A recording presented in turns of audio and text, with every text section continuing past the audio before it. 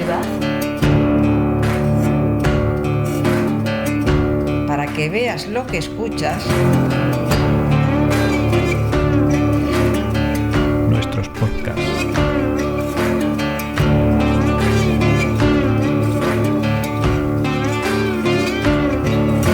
Ateneo de Saberes. Portadoras de registros sonoros urbanos. Hola, bienvenidas a Oficios y Recuerdos, un programa de Ateneo de Saberes.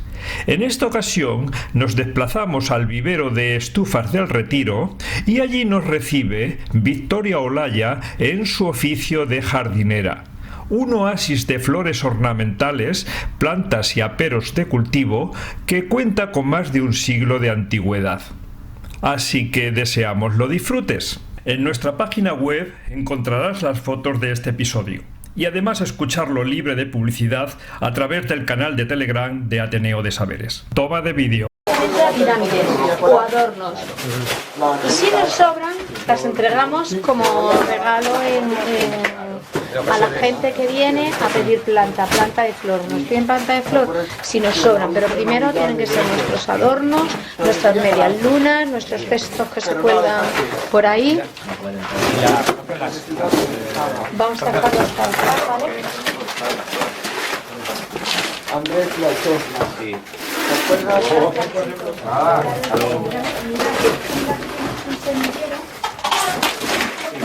¿Te acuerdas? Vale,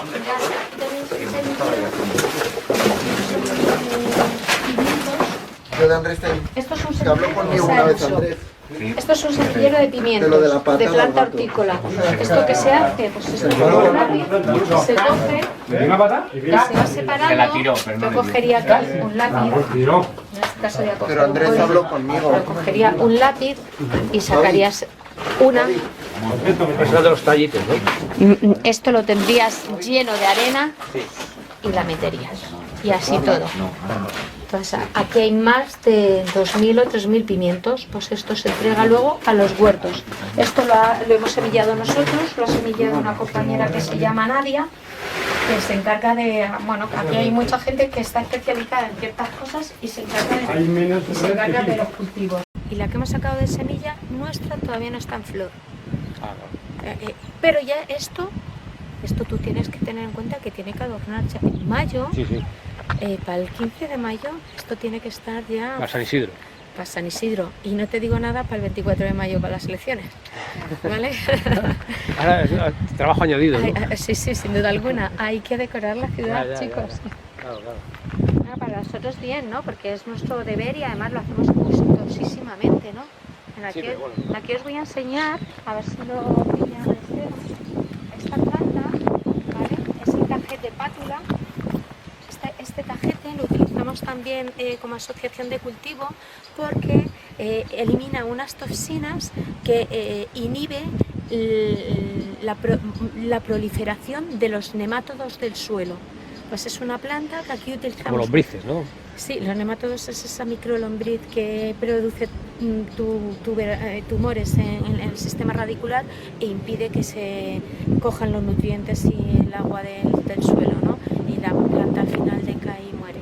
Pues esta planta es muy interesante. También hacemos asociación de cultivos, ¿vale? Esto es lo que llaman estufas, ¿no? Sí, esto es estufas, porque estufas lingüísticamente es sinónimo de estufas, pero también es por el modo de calefactarse.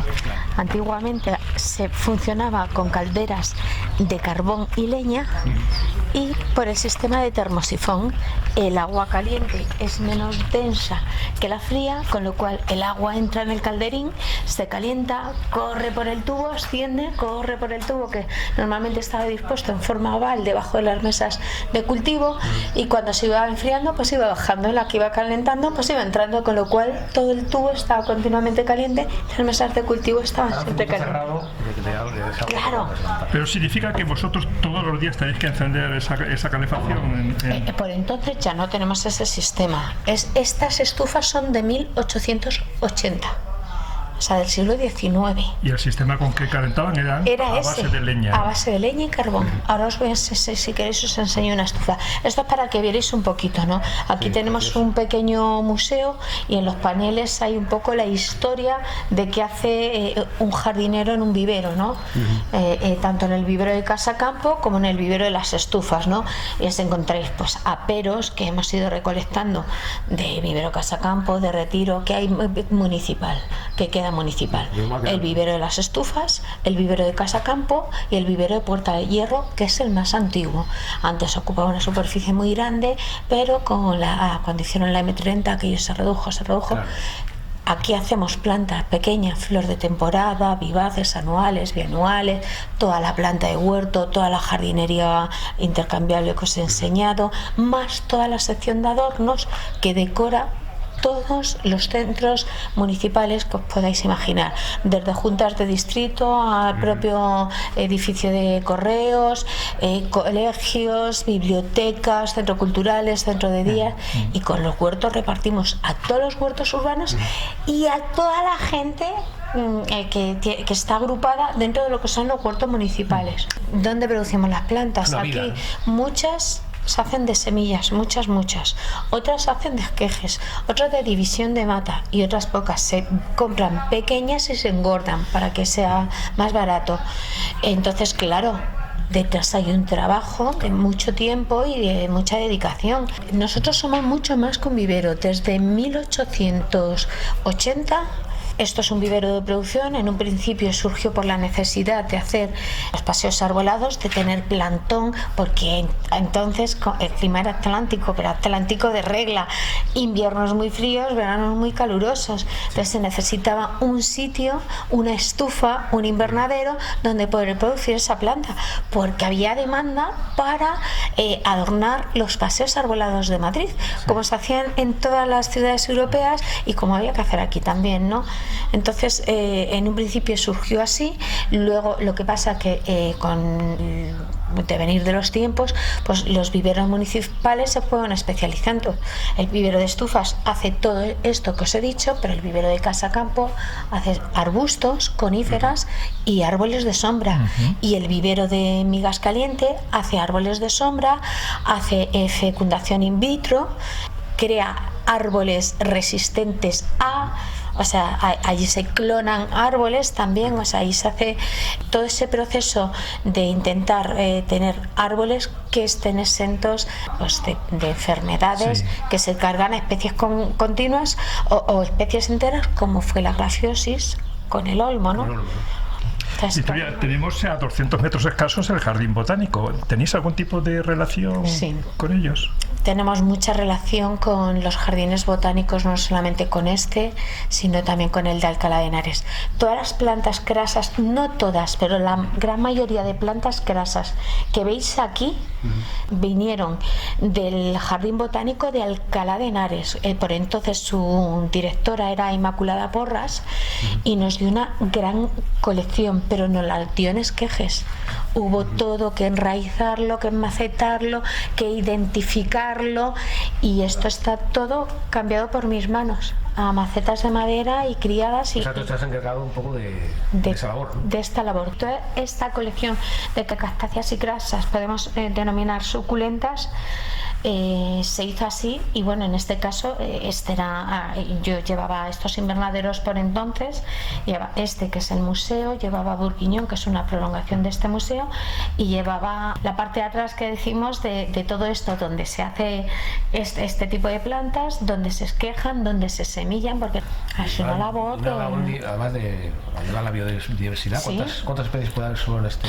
Aquí puede haber fácil 500 especies. Especies diferentes de botánica. Fíjate que estamos dentro de lo que es una de las estufas, es como una nave acristalada donde está dando el sol. Hay un microclima que entiendo yo que es el que se trata de preservar. Cuando tú entras aquí y ves esta infinidad de macetas, de plantas, ¿en qué te fijas en ellas? Es decir, ¿cómo las vas observando? ¿Te puedes creer que me sé casi la ubicación de todas ellas?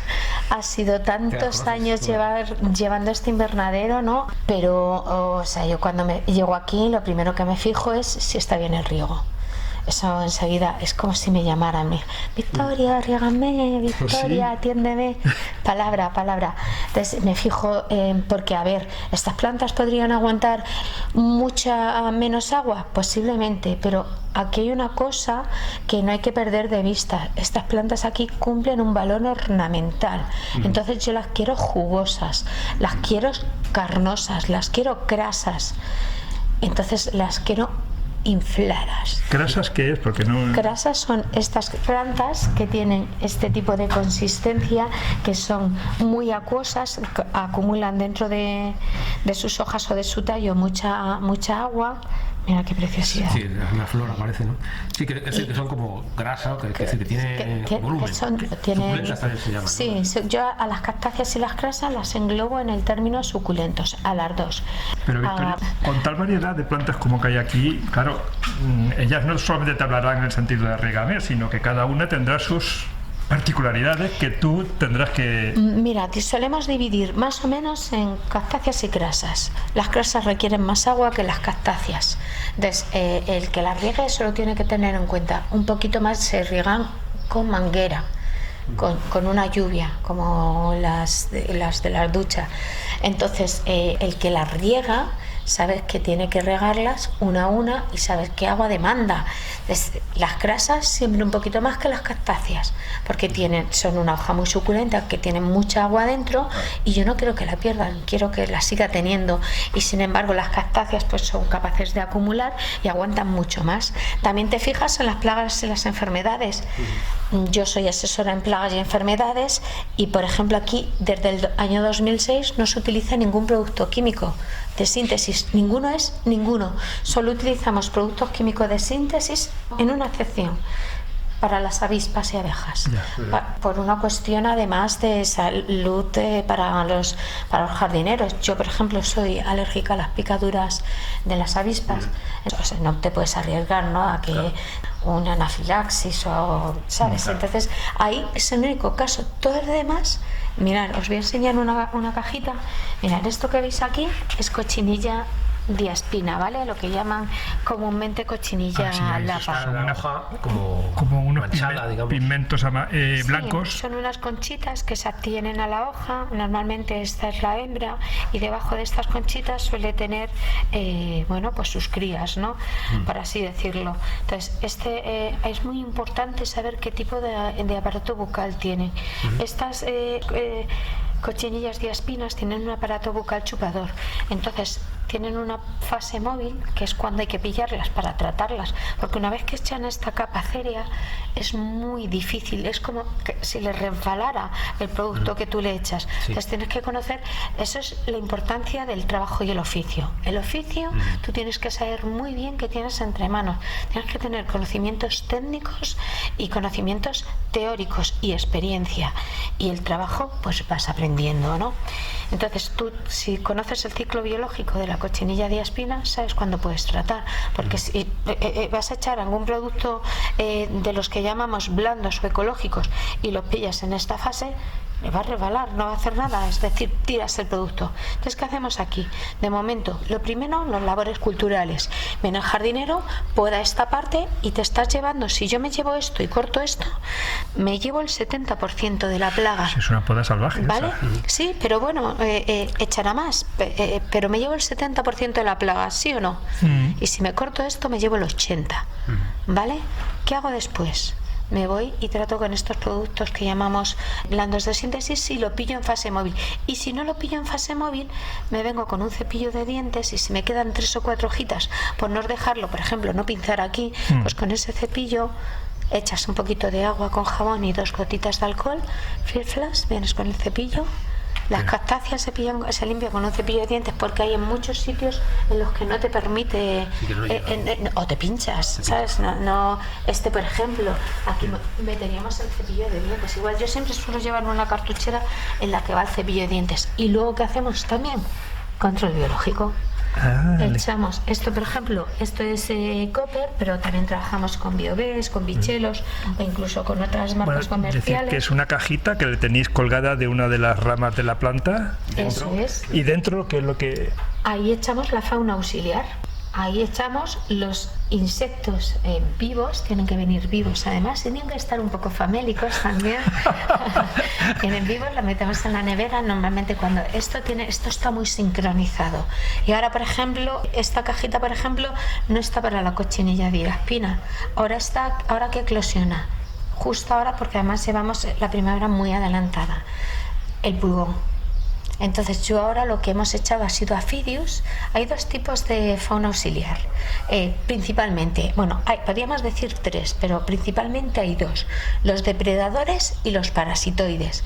Los depredadores comen a tu insecto plaga y los parasitoides parasitan a tu insecto plaga. Entonces, ¿qué come? Pues, por ejemplo, adalias, las típicas mariquitas, sí. Afidoletes, que es lo que yo he echado ahora. He echado un depredador y un parasitoide, o crisopas, que es otro depredador. Y por ejemplo, parasitoides del pulgón tenemos los Aphidius, afidoletes. Los Aphidius son muy interesantes, porque es una pequeña avispilla que lo que hace es que inocula un huevo dentro del pulgón, se alimenta de los jugos internos del pulgón, engorda hasta ser forma adulta, hace una pequeña escotilla en el cuerpo del pulgón y sale en forma adulta. Ya tengo un guerrero más. Y mi objetivo es que sale como un alien, ¿no? Y mi objetivo es tener guerreros. Entonces, ¿yo qué hago? Las plantas que están infectadas de pulgón, no limpio el pulgón. Lo que hago es que ahí suelto Aphidius. Y todos esos pulgones van a pasar a ser momias parasitadas por Aphidius. ¿Qué he hecho? Duplicar mi población de Aphidius. Luego, ¿qué hago? Pues puedo coger una rama que está ya con momias y me la llevo a otro sitio que tenga pulgón. Con lo cual al final acaba todo o parasitado o depredado. O las manos del jardinero que pinza, en este caso, ¿de qué se alimentan los pulgones? Siempre suele ser de la parte más blanda de la planta y donde más nitrógeno hay, que es en la punta, ¿no? O sea, de la estructura más joven, ¿no? Entonces, si va al jardinero y lo pinzar es podar muy suavemente las puntitas. Lo pinza, lo mete en una bolsita. Tenemos prácticamente el ciclo de plaga cubierto. Exacto.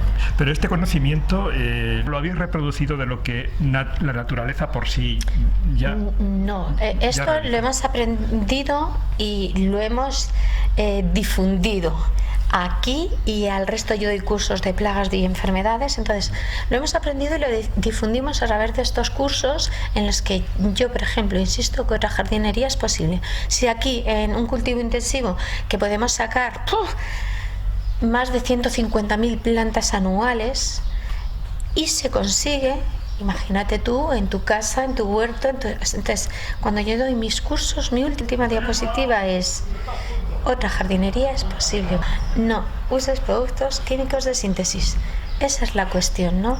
Es mi manera de poner mi granito de arena a través de mi oficio a la concienciación del medio ambiente y hacerlo más sostenible y, bueno, que nos dure el planeta, que le tenemos machacadito, pues todo lo más posible para mí y para los que vienen detrás. Victoria, ¿cuántas estufas son las que hay aquí? 24. ¿Y el ecosistema que hay en cada una de ellas es similar o se diferencia? No, se diferencian. Aquí, de hecho, si queréis vamos a andar un poco para que veáis otras cosas. Os contaría muchas. No. Esta es muy grande porque esta, antes de ser museo, era una estufa que acogía los ficus benjamina para los adornos, que os he contado municipales, que eran de porte alto, de 1 o 2 metros, que evidentemente no os puedes poner encima de una mesa de cultivo porque darían en el techo de cristal, se quemarían las hojas, ¿no? Mirad, este que está aquí es del Palacio de Liria, vino de la Casa de Alba en 1956, pero es un invernadero igual del siglo XIX con la típica estructura de hierro y cristal. Todos los invernaderos que os veis, casi todos son del siglo XIX, de hierro y cristal. Y luego tenemos 4, que los veis allá a lo lejos, que son de aluminio y policarbonato. Esos ya tienen estructuras automatizadas, con riegos automatizados, aires automatizados, sombreados automatizados. Todos estos son manual. Pues hay que abrir y cerrar de forma manual. Esto es un trabajo. Y aquí no solo se produce planta, ¿vale? Aquí tenéis, por ejemplo, chavales del IMEFE. Estos chavales del IMEFE son de la Agencia para el Empleo. A veces vienen chavales con problemas de familias desestructuradas o no. El Estacarías, él es Juanjo, el encargado de ellos. Ellos son de la UTE, de la Unión de Empresas Temporales, que está aquí ahora mismo por contrata, apoyando nuestro trabajo. ¿Y ahora mismo qué es lo que están dejando? Ahora mismo aquí? Viene el plantel, lo que os decía, modo de reproducción. El plantel ahora es Sumpatiens, que es la alegría de la casa, pero el Sumpatien tiene una peculiaridad que no tiene el hongo que tenía el Impatien antes, que hacía que se perdieran muchas. Estas ya vienen con esa peculiaridad. Es una planta excelente de ornamento, de flor además. Entonces es una planta por excelencia de esta época. Viene en taquitos muy pequeñitos y lo que hacemos nosotros es engordarla. Una cosa que a lo mejor te viene así y que te cuesta muy poco, lo que hacemos nosotros es hacer una buena planta y meterlas luego en nuestras medias lunas, en nuestras pirámides, planta que ofrecemos a la gente, a los huertos, todos nuestros adornos, los adornos municipales. O sea, de hecho, echarle un ojo para que veáis que se va bien, no se puede quedar aquí así, ¿vale? Sí, por favor, Mario, hoy cuando vayáis, todas las ventanas abiertas. Vale, hace calorcete ya. Sí, como viene el plantel, para que ellos vean cómo es el plantel, Alberto, ¿te importa? Mirad, ¿ves cómo viene? Es una planta ya hecha que no procedemos nosotros la crecemos. Pequeñas macetas.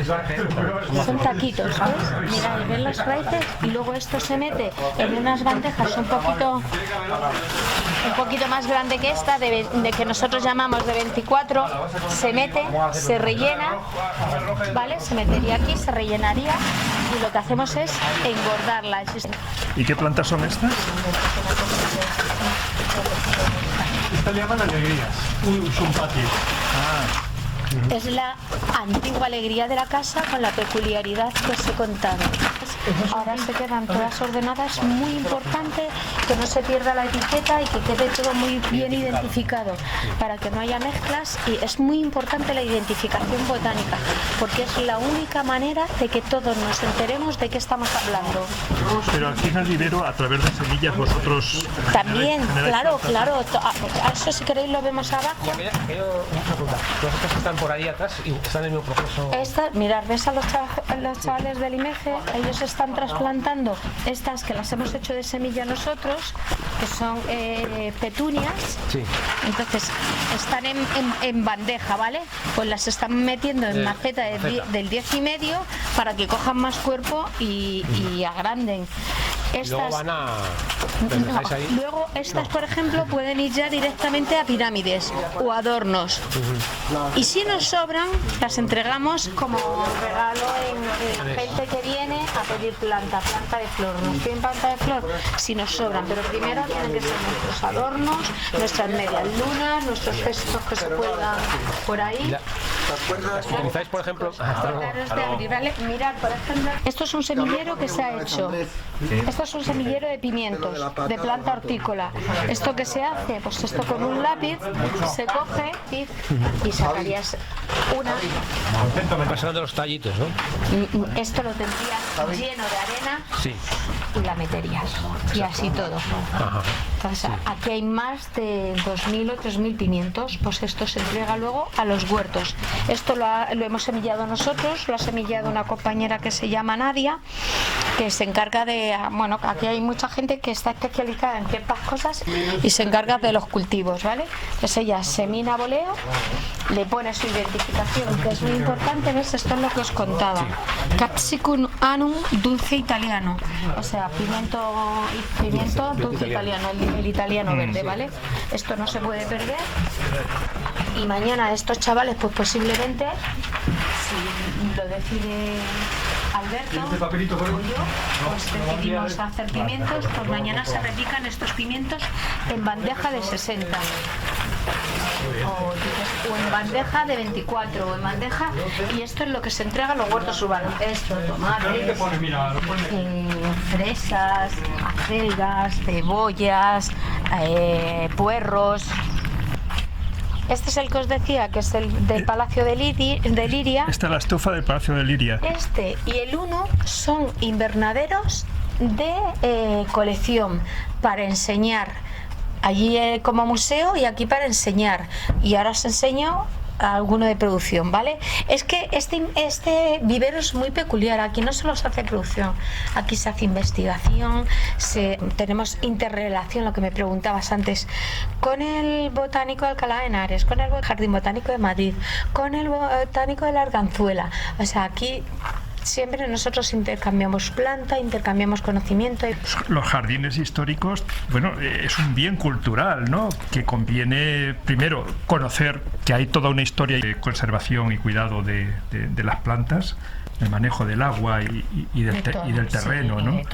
Que no sé si con el transcurso del tiempo ha ido cambiando, ha ido mejorando, o sea, Yo creo que ha ido mejorando. Aquí hemos tenido un técnico que era Javier Espala, que ha sido el que se ha encargado de que todo esto sea y tenga esta peculiaridad que os encontráis ahora. Esa persona ha estado aquí más de 35 años y es el que ha hecho que esto tenga el aspecto que tiene, muy parecido al Kew Garden. Esto es bien de interés cultural. Entonces, este hombre que os comento es el que se ha preocupado de traer especies que no encontraréis en ningún otro sitio. Yo recuerdo el primer día que vine aquí, yo llevo siendo jardinera hace 33 años, y entonces cuando yo vine aquí y bajé por ese paseo central, yo dije, con todo lo que yo sé, aquí Victoria muy joven todavía, con el ego sin atar, dije, buah, con todo lo que yo sé, de aquí capitana generala. Cuando llegué a la punta del paseo, dije, madre mía, Victoria, date un bañito de humildad porque no tienes ni idea. Como os lo cuento. Como lo cuento. Sí, ahora estamos en una parte que es como un vergel, sí. Es totalmente distinta a la otra que las cuentas. Claro, esto es tropical y eso es tropical. Ahora, hoy, por ejemplo, yo ya he llamado a la persona responsable, que es una persona de la contrata, que nos lleva el Fox. Porque como va a haber temperaturas de 30 grados, pues necesitamos que salte. En una época normal, en abril, no haría falta tener el Fox. Pero como ¿El Fox qué es? Es el agua que sale. El agua que es aspersa. Sí, sale por aspersión, en una gota muy fina y crea una nube de humedad muy interesante para estas plantas, ¿no? Claro. Mirad, aquí tenéis otro sobrecito de control biológico. En este caso esto es Amblyseius whisky, que es un depredador, un ácaro que come otro ácaro. Este come araña roja, pero este es polífago. Entonces este come araña roja, come trip, come pulgón. Entonces este es muy interesante tenerlo porque como come varias cosas, ya os digo, es depredador, pues es muy interesante tenerlo. Este es de Biobes, antes os decía Ascoper, no tenemos convenio con ninguno de ellos, ¿vale? Ni comisión tampoco. Este tiene un agujerito muy chiquitín, el que permite que salgan los ácaros, que sabéis que son microscópicos, una araña microscópica, pero que no entren las hormigas, porque como entren las hormigas son unas fieles aliadas de los pulgones y su objetivo es tener pulgón, tener cochinilla. ¿Por qué? Porque ella se alimenta de los azúcares que generan los pulgones al insertar el estilete, y también por los que excretan. Los pulgones excretan melaza y las cochinillas también producen melaza. Entonces, claro, ¿qué es la melaza? No deja de ser agua con azúcar, por así decirlo de manera burda, pero no deja de ser pues la fuente de energía de las hormigas. Entonces, ellas no quieren que desaparezcan. Entonces, son muy listas y están constantemente en contra nuestra. Sí, Victoria, quizás ahora mismo estamos muy acostumbrados a ver plantas tropicales, ¿no? Nos parecen normales, pero históricamente las plantas tropicales están consideradas de coleccionismo, al menos en Europa, ¿no? Y bueno, también eran objeto de estudio científico con la botánica, que quizás a los días de hoy no tiene la consideración la botánica que tuvo en aquel entonces, ¿no? A los días de hoy ni la botánica ni la jardinería tiene la consideración que tenía entonces. Este oficio ha ido en un declive constante, que ha llegado a reducir al jardinero a una persona que recoge papeleras o que recoge papeles con un saco y un pincho. Por eso está hecho ese museo que habéis visto. Es un museo de jardinería de Madrid en el que hay representado el oficio y las herramientas del jardinero.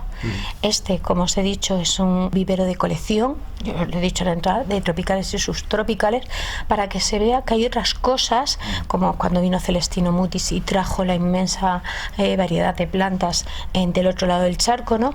Para que se vea que hay otras cosas. Y de hecho hay cosas de estas que ya se aclimatan a nuestro clima y las podemos dejar fuera, cosas que esto era impensable hace 15, 20 años. Hoy en día ya es una realidad, porque ya ni los inviernos son tan duros y las plantas lo aguantan. De hecho, pones a lo mejor, o los pones en un ladito que estén un poquito protegidos, y pones una pequeña manta antihelada, y no tienes ni que moverlos. Sí, te ahorras mucho trasiego de macetas.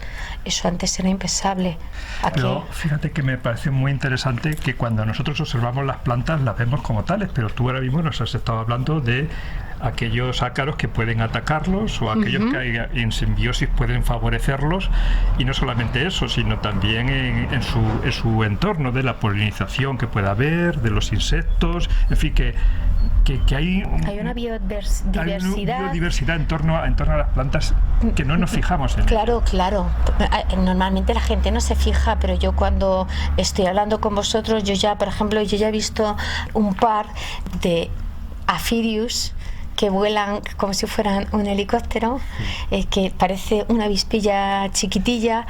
Y bueno, pues es muy interesante, porque esa avispa nos indica que siguen permaneciendo los bichos que nosotros vamos echando. O sea, vamos echando bichos que se quedan. Es verdad que incrementamos, ¿no? Vamos incrementando siempre cuando aumenta la población de plaga, siempre añadimos un incremento de insectos beneficiosos, ¿no? Pero sí que es verdad que hay ya de por sí una serie de insectos que ya están aquí de manera permanente.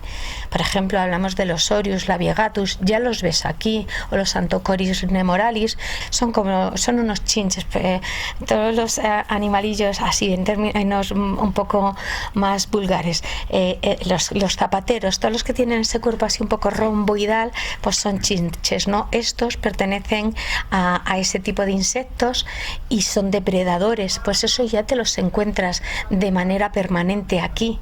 Nosotros lo que hacemos es un método inundativo. Volvemos a echar unos pocos más cuando aumenta la sila del peral o de los laureles, que tenemos mucho y nos dan muchos problemas.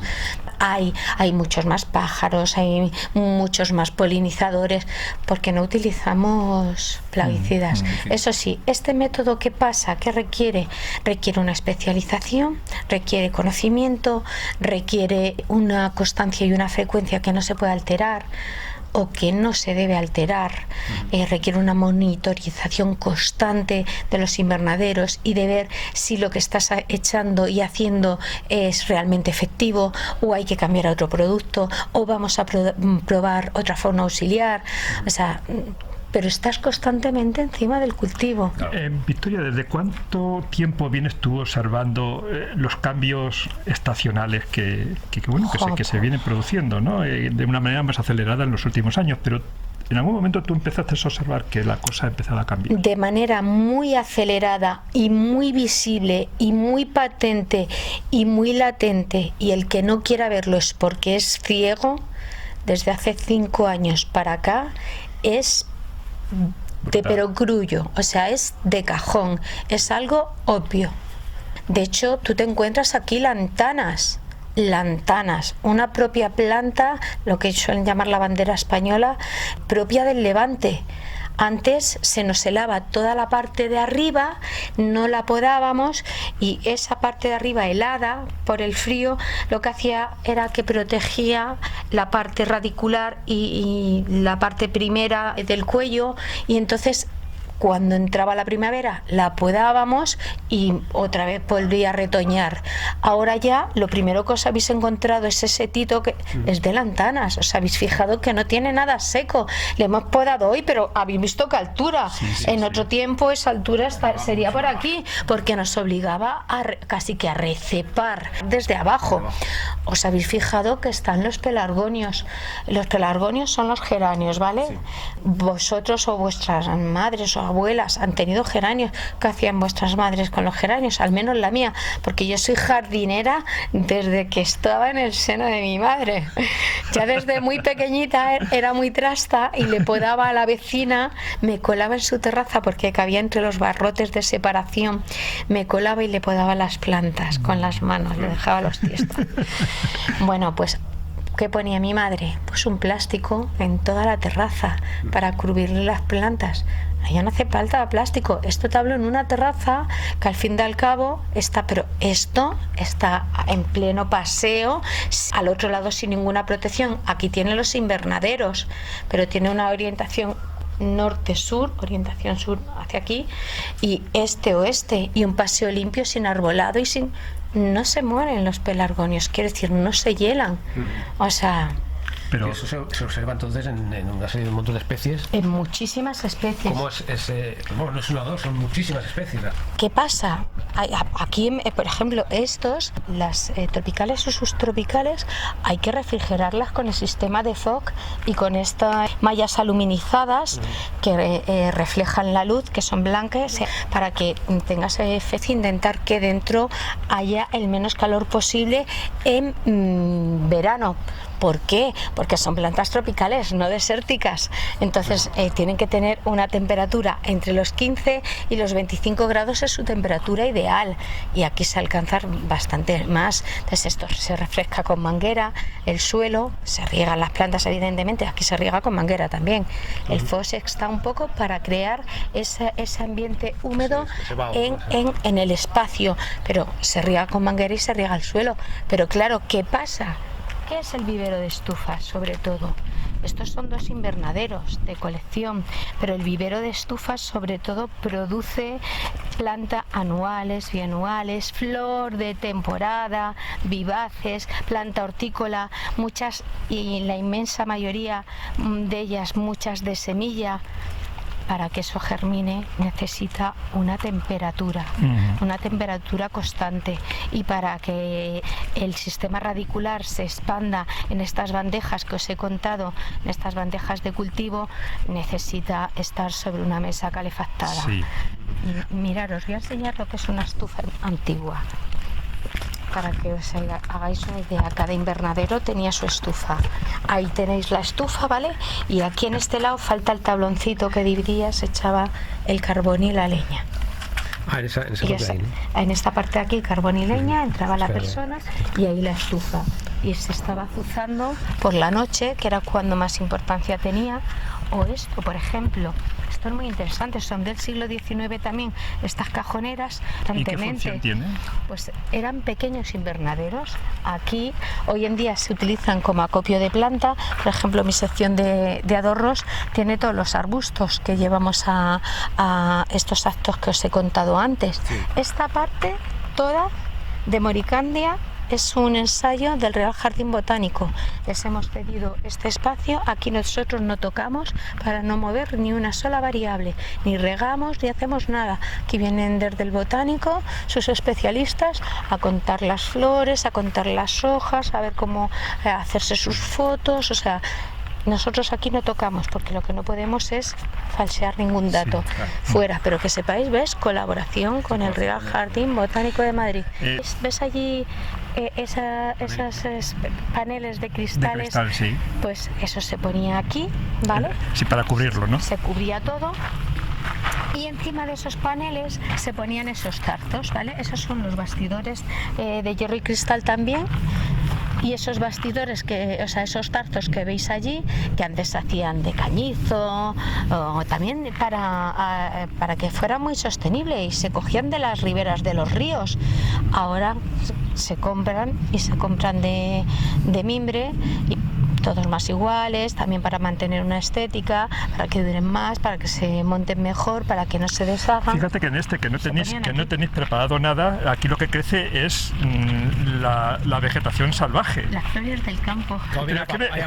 Es que me parece fabuloso esa diversidad que el propio terreno crea a su antojo, ¿no? No tienes más que ver lo que ha pasado en la pandemia, que nos salían los dientes de león entre los baldosines de la calle, ¿no? Entre los adoquines ahí. Pues aquí igual, una vez que está ocupado por algo, además tratamos de mantenerlo para que las semillas de lo que llamamos malas hierbas, que no son malas hierbas, lo que pasa que tienen la mala suerte de estar ubicadas donde no deben. Entonces, pues para que no se nos llenen las macetas de semillitas que luego emerjan entre lo que va a decorar, porque no, eso es la sección de adornos, principalmente es para decorar, pues entonces esto lo limpiamos, le ponemos una malla de orsol para que no salgan, le ponemos una capita de arena para que se mantenga un poquito más húmedo, y aquí el riego es por goteo, en este caso es por microtubo, ¿no? Sí. Victoria, cada vez más hay un interés creciente por el paisaje, ¿no? Como un patrimonio cultural. Esto está un poco reñido, diría que en las ciudades, ¿no? Porque bueno, distintos gobiernos municipales están empeñados en cubrir los espacios pues con una cosa muy árida, ¿no? Se ve poco interés por lo que son los paisajes. Fíjate que en Francia hace ya 50 años se creó la Escuela Nacional Superior del Paisaje, ¿no? Es que eso hemos querido crear aquí, llevamos detrás de ellos muchísimos años, se ha intentado mover por activa y por pasiva. Porque este oficio es un oficio muy antiguo en el que se requieren muchísimos conocimientos, de verdad. No hemos sido capaces, seguimos intentándolo. Quisimos dar a varios edificios municipales de suficiente prestigio y renombre la ubicación de esa escuela y no hemos podido. Pero no nos rendimos. Me parecen unos estudios fabulosos, ¿no? Hay un proverbio chino que dice: si quieres ser feliz, hazte jardinero. Pero que es un patrimonio cultural que deberíamos estar, pero no solamente ya por el paisaje, sí, sino en lo que comporta el entorno, todo lo que le supone el terreno, el agua, la naturaleza. Todo. Hay que darse cuenta que nosotros lo único que tendríamos que hacer es imitar a la madre naturaleza. Ella lleva aquí muchísimos más años que nosotros y aquí sigue en pie. Y lo que hacemos es malearla, tocarla, si es que lo mejor que hay que hacer es no hacerle nada. Y nosotros imitar. No hay manera, lo que somos es siempre tocadores, manipuladores y no siempre acertadamente. Cuando has dicho, hay un afán por el paisajismo, es mentira también. O sea, hay un afán mercantilista porque las ciudades estén decoradas, pero no hay un afán por mantener. Por ejemplo, ahora mismo tenemos una sequía atroz.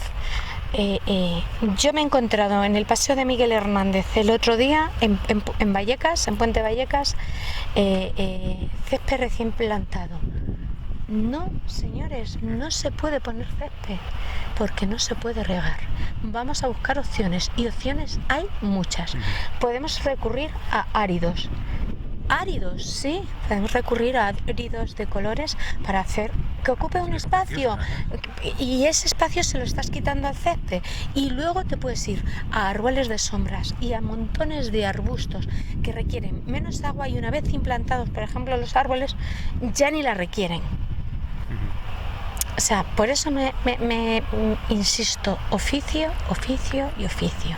Sí, selección de especies, cabeza con lo que se está haciendo y un poco de concienciación y de compromiso por parte de todos, no solo de las autoridades, compromiso por todos, por los vecinos, por los jardineros, por todos. Porque me pasa muchas veces que haces jardinería urbana, lo que os decía, las pirámides, no sé qué. Imaginaros, viene la Champions. Destrozan la Castellana, destrozan las pirámides. O sea, Por eso es un poco compromiso todos, y el que esté regentando, que es el que tiene el poder y el que gestiona nuestro dinero, compromiso que mucha gente lo tiene con la serojardinería, con otro tipo de jardinería es posible, con la elección de especies adecuadas. Oficio. Sí, pero todo lo que es el tema del jardín histórico, ahí digamos una cultura que viene quizás precisamente antaño de las élites que tenían el poder en las casas de campo, en las quintas de recreo, pero de cara a la ciudad y de cara, digamos, a preservar esos jardines históricos, veo bastante dejadez. No hay. No te creas, igual que antes te digo que la jardinería muere por negligencia. En los jardines históricos, los que están denominados jardines históricos, hay mucho interés en que sigan siendo como son. De hecho, si tú te fijas aquí, esto es un jardín histórico, es bien de interés cultural. Aquí no se puede... Joder, pues tenéis ese cristal roto o tenéis... Bueno, pues... no se puede hacer lo que se quiera. El muro de mampostería, por ejemplo, no se puede tocar. Entran dentro de una clasificación, te acotan y no puedes hacer lo que te dé la gana. ¿Qué pasa con los árboles? Que muchas veces la gente, ¡ay, nos han cerrado el retiro y no podemos entrar! Pues ¿qué pasa? Que hay árboles centenarios, hay árboles de gran envergadura, de copas enormes, muy, muy, muy viejos, hasta luego María José, muy, muy, muy viejos, que aunque aquí hay un equipo muy bueno de poda especializado y la contrata también ayuda bien, porque quien se dedica a la poda son arboristas, y doy fe, porque he estado podando yo también durante un tiempo de mi vida, doy fe de que lo hacen bien. ¿Qué pasa? Pues que son árboles viejos a los que tú no puedes tampoco destrozar ni terciar, no se puede.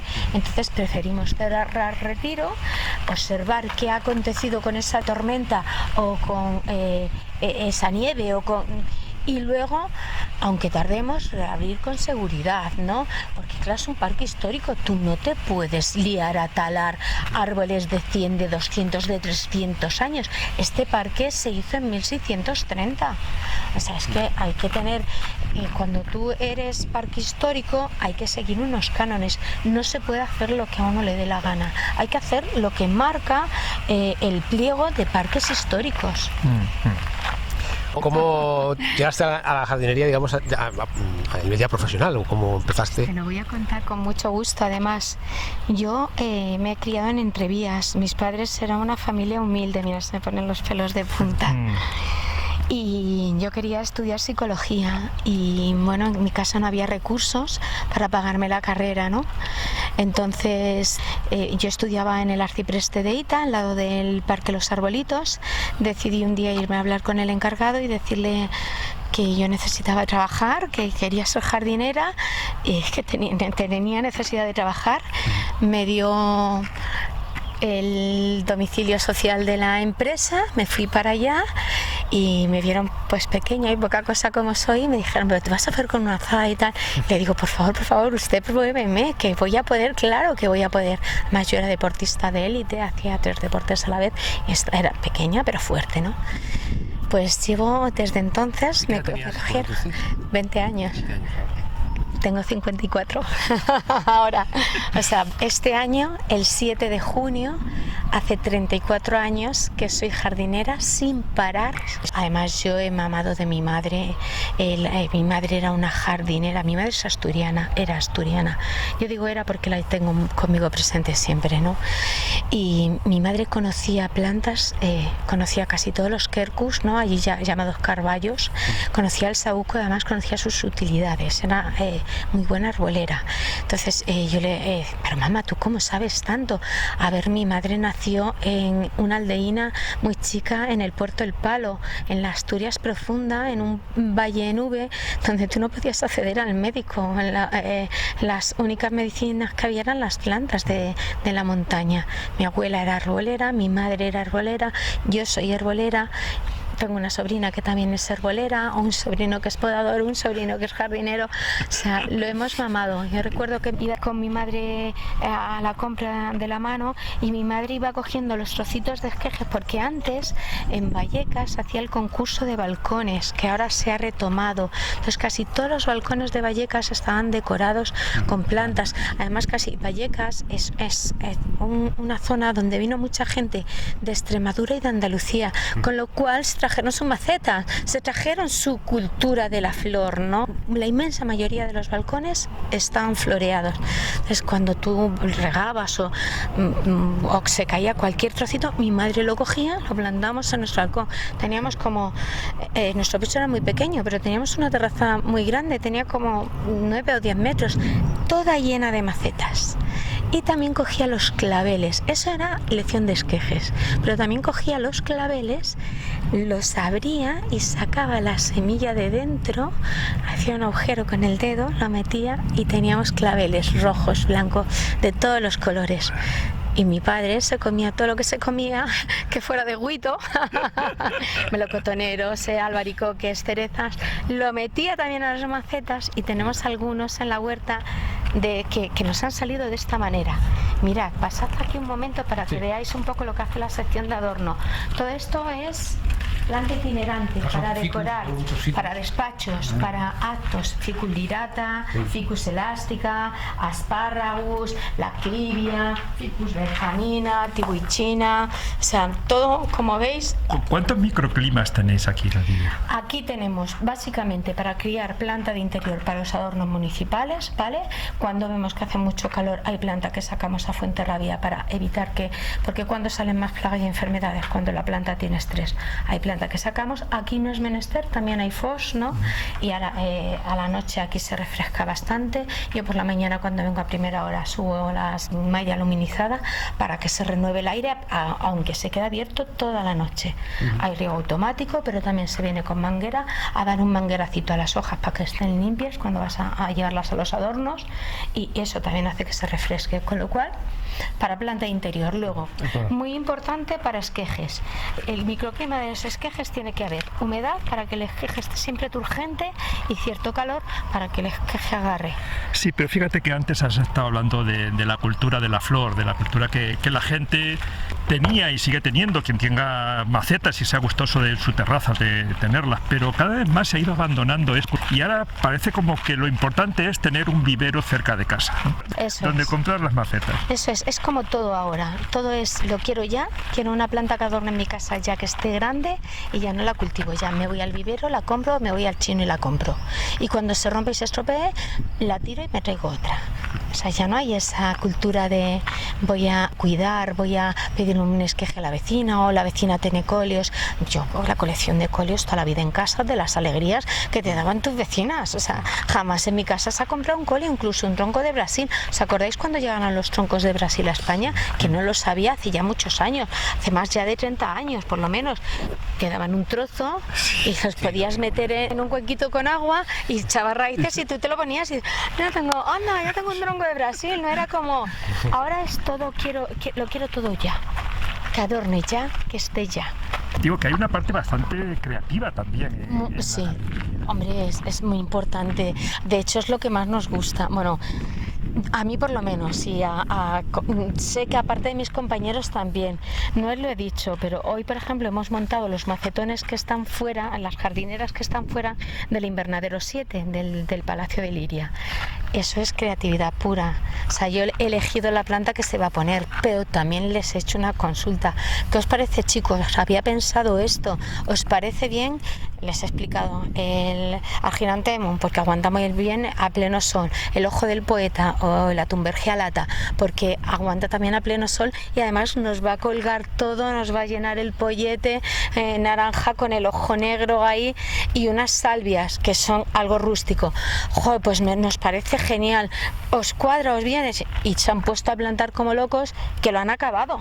Claro, la jardinería siempre ha sido también esa parte artística. Es que eso es lo que le da la guinda del pastel. La parte artística, quien sea jardinero y no tenga esa parte artística, puede ser agricultor, pero jardinero no, ¿vale? Y los agricultores y los jardineros estamos muy vinculados porque la jardinería no deja de venir del mundo de la agricultura, ¿no? ¿Cómo podemos identificar por el campo un lugar que realmente esté equilibrado en la naturaleza? ¿Por las mariposas quizás? Por todos los insectos que haya, por todo lo que brota del suelo, si hay musgo o líquenes en los árboles. O sea, todo eso son indicadores de que hay un buen aire, de que hay poca intervención de la mano del hombre y de que la naturaleza hace lo que tiene que hacer. Si es que solo hay que dejarla sola, de verdad. Esto es una zona de ensayos. Aquí os podéis encontrar desde un aloe marlotí que se lo estaban comiendo un pulgón específico del aloe, que lo hemos sacado y lo hemos salvado. Teníamos 3 ejemplares enormes y hemos conseguido sacar dejándolo fuera del invernadero. Es como se ha salvado. Los teníamos dentro porque decíamos, las heladas, tal, no sé qué, muy carnoso, no sé qué. Pues fuera se ha salvado. Aquí hay una baguina forticata, que la baguina es una planta del sur de España, una datura, o sea, una serie, todo esto son lantanas que están rebrotando, se han helado y están rebrotando. Son ensayos que hacemos nosotros, ¿vale? El movimiento... No está abierto al público. Está abierto a visitas, pero guiadas, hay que pedir, de grupos, hay que pedir cita. O sea, no se puede colar toda la gente al vivero y nos cansamos de decir solo a la gente y nos duele muchas veces echar a la gente, a los turistas, porque sabemos que si enseñamos esto vamos a dar una imagen muy buena, porque es un vivero, bueno, ya lo veis vosotros, ¿no? Que merece muchísimo la pena y ya si se lo explicas te vas que no te quieres ir. Pero hay una cosa muy importante, aquí hay movimiento de maquinaria. Entonces, ¿quién se hace responsable si pillas a alguien? Entonces, es muy importante venir con cita, llamar, damos cita. Te voy a hacer una pregunta que si te compromete no la respondas. ¿Tú crees que las luces nocturnas del jardín botánico forman parte de un espectáculo? ¿Te refieres a las luces artificiales? Sí, las que ponen Navidad. A mí Navidad incluso. Sí, ahora ya se ha quedado, yo creo que se han quedado para algo más que para Navidad, no lo sé con seguridad, pero sé que se han quedado para algo más. A mí personalmente no me gusta. A mí no me gustaría que esto lo llenaran de luces, de colores. Lo que pasa ¿qué es lo que se busca con eso? Es como cuando tú podas, porque podas, ¿no? Pues ¿qué se busca con eso? Se busca afluencia de público. Se busca afluencia de público que no deja de sufragar la infinidad de investigaciones que se hace desde el Jardín Botánico. Todo tiene sus pros y sus contras. Hay mucha gente que está encantada porque va con sus niños y lo ven y están encantados, y en Navidades ya sabéis que ver luces es como ver lo divino, ¿no? Y tiene su contrapartida y tiene sus ventajas. A mí personalmente no me gusta.